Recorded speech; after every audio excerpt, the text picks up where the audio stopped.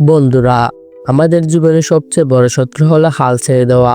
আমরা ছোটবেলায় যখন হাঁটতে শিখেছিলাম তখন কতবারই পড়ে গিয়েছিলাম, কিন্তু তবুও আমরা উঠে দাঁড়িয়েছি। তখন আমরা জানতাম না হার মানা কাকে বলে।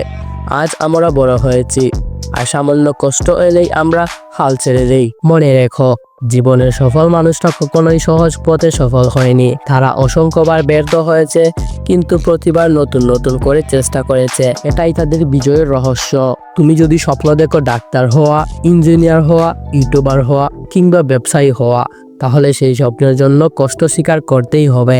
স্বপ্ন শুধু চোখে দেখলেই পূরণ হয় না, তার পেছনে ঘাম জড়াতে হয়, পরিশ্রম করতে হয় এবং সময় দিতে হয়। আজ হয়তো তোমার অবস্থা ভালো না, হয়তো পরিবার, সমাজ, বন্ধুরা কেউ তোমার উপর বিশ্বাস করতে পারছে না, কিন্তু একদিন তোমার সাফল্যই হবে তোমার সবচেয়ে বড় উত্তর।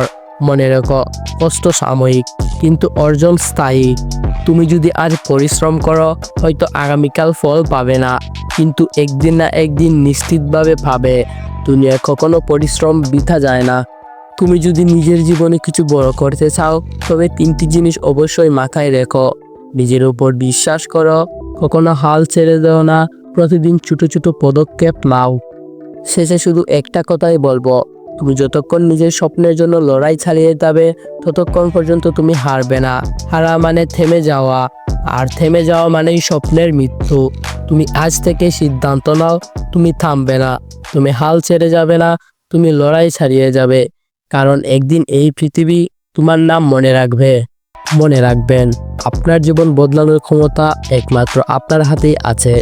আজকে ছোট্ট একটি পদক্ষেপ আপনার কালকে বড় সাফল্যের পথে নিয়ে যাবে। তাই ভয় পাবেন না, থামবেন না। আপনার সময় এখনই, আর সেই মানুষটি হচ্ছেন আপনি।